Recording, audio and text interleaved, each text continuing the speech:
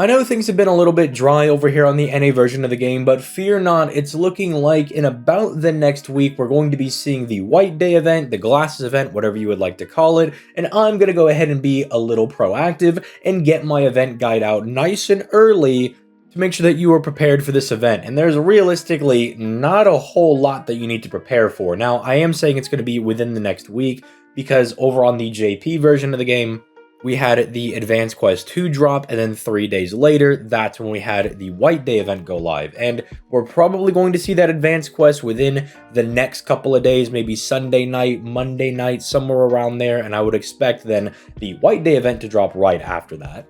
Of course, that could be wrong, and they could just delay this for a bit longer, but I don't know why they would do that. I mean, I don't think anybody really can get inside the head of the single developers, but again, seeing as they are probably going to put it out within the week, let's talk about this event. Now, mainly, I know for a lot of people, they're going to be really excited about two things from this event. One, Arjuna Altar is going back on Raid Up, and Merlin's going back on Raid Up, although, as per usual, Merlin's summoning campaign is like 2 days long. So just keep in mind that if you're going to be wanting to summon for Merlin, you're going to have a very, very small window in being able to try and get him, and he is definitely still worth it. Now, obviously, if you don't have your Castorias, your Koyanskayas, if you didn't have Oberon, it was fine to spend your quartz on that banner or on the upcoming Castoria banner. You know, the major supports are going to make your life a lot easier, but don't doubt at how useful Merlin still is at this point in the game. In a lot of CQs, I've been bringing the Castoria Merlin team comp just because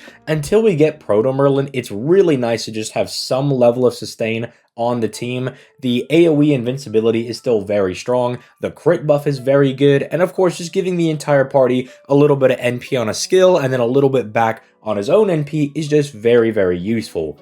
But even after Proto Merlin comes out, you'll still probably want to use Merlin in Buster teams that would just appreciate any type of sustain. Remember, his NP is still very, very strong, hence why I'll still use him with an Arts DPS, a Quick DPS, because sure, they're missing out on the Buster buff, but realistically, everything else is good for them. The attack buff, the NP, the stars, the health, the invincibility for survivability, that is all very, very good things that he's providing. So do not doubt how strong this unit is.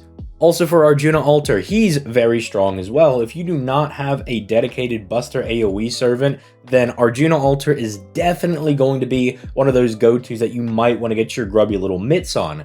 Now, obviously, if you do not have Koyanskaya, the value for Arjuna Altar goes down quite a bit because one of the main selling points for him right now is that he is a very, very strong Buster AoE servant. He's a Berserker, so he's super effective against basically everybody aside from the random odd foreigner that you might fight.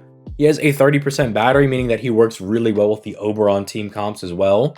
And he pretty much just has free damage because he debuffs on his NP and has a power mod against debuffs, with that debuff further increasing the damage alongside the power mod because it's a Buster down. So you do additional Buster damage with an AoE Buster NP. So he's just very strong. Now, if you don't have Koyanskaya or Oberon, he's still quite good, just not nearly as good as the usage you would get with him as your dedicated Buster AoE farmer.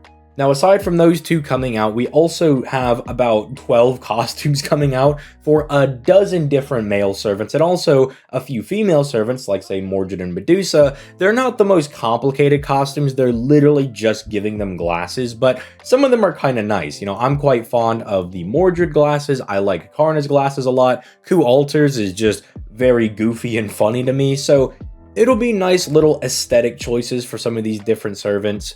But obviously it's not as big of a deal as, say, Arjuna Altar, who's getting a full new outfit for the event. But again, if you don't have him, probably not as major of a selling point. But how is the event itself? You know, what is there to do during the event? Well, realistically, not a whole lot. I mean, there is the event shop, which is where you're going to get most of your costumes, but there's no free-to-play CE for this event, which is rather strange. I mean, sure, like we got the gold ring command code for the Valentine's event, you get the silver ring in this one, which is kind of cute. You know, it's nice if you want to give it to your favorite male servant or double down and giving 2 rings to your favorite waifu servant.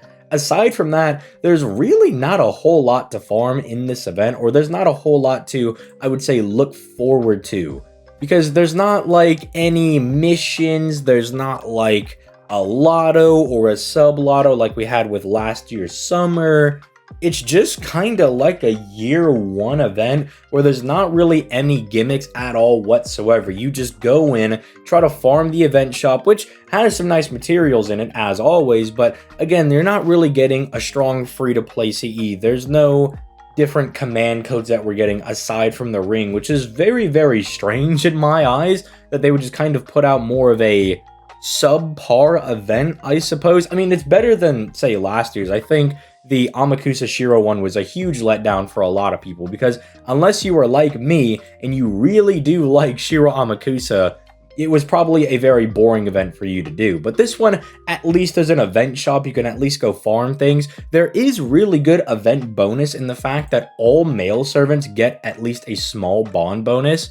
Sure, people like Arjuna Alter and Ku Alter are going to be getting like a 50% one. Like, theirs is really insane. But let's say you want to do someone like Heracles, or you want to do Angra Mainyu, because, you know, Angra Mainyu does require Bond 10 to do his interlude, or you just really want to get Herc's Bond CE, which even if you're not going to use him, it just feels kind of good to have. It just feels right to have his Bond CE. That'll be kind of nice. But really, aside from that, there's not a whole lot to really do. I mean, there's not even bonus extra quests. You know how some events will be giving you these extra little challenge quests to do, kind of like what we just had for the Lady Rains event, where you have the main quest, you have the free quest, you have missions, and then you also have these side missions that they added on for the rerun. You don't really have anything like that, which is a little bit strange. I suppose there's not a free-to-play CE because you do get a gifted voice CE, of which, if you're going to ask me, hey, is there a specific one that I should really go for? I'm just going to tell you not really. Just go for one of the ones that you really like, because none of them are going to be such an impact on your account that you're going to start winning fights and stuff off of them. Like myself, I'll probably pick up One Night's Dream because it seems fairly solid, giving you 2 invincibilities and then 15% NP gain. But it's also not something I'm probably going to bring to a whole lot of fights. Like, I might also just go for Water Gun Battle, even though it's not the craziest CE. I mean, sure, it pierces defense, that's kind of useful, but I don't know, it's got Gilgamesh on it. I might just pick it for that reason alone, because none of them are super dummy broken or anything along those lines.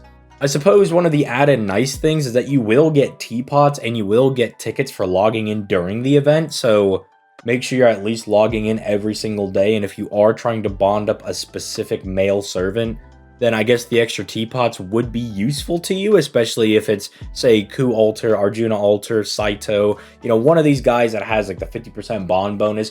It can be really useful for that. But aside from that, man, there's not a whole lot going down with this event, which I know I said I was trying to be proactive in getting it out there, but I just honestly had to do the video so I didn't forget to cover the event over here, because it's really easy. It's not super difficult. Even the free quests are just kind of whatever. They're okay. The final node is a 212 node, and it does drop eggs, which I do appreciate. But aside from that, I mean, it's just kind of whatever. You know, there's not a whole lot going on with the event, which is why I guess I'm glad that it's only 14 days. They didn't drag this one out to being a 3-week-long event, because that would be absolutely brutal for us, especially knowing that right around the corner is going to be a lottery event with Battle in New York 2022. So do not waste your apples on this event. You know, you might be asking, well, can I complete the entire event shop without using apples with my natural AP? Just get whatever you can with whatever bonus CEs you have if you do decide to summon on the banner. But just get whatever you can, save your apples, because we're going to have a ridiculously good event coming up right after in the middle of March. So let me know your thoughts on the, whatever you want to call it, the bespeckled individuals, I think it's whatever it's called, or intellectuals, whatever the official name is. See, I don't even remember the official name because the event is just kind of nothing burger. I just call it the glasses event. But let me know if you're looking forward to the event, or if you're more just looking forward to the Merlin and Arjuna Alter banner. But with that being said, I will catch you guys in the next video. Peace, late guys.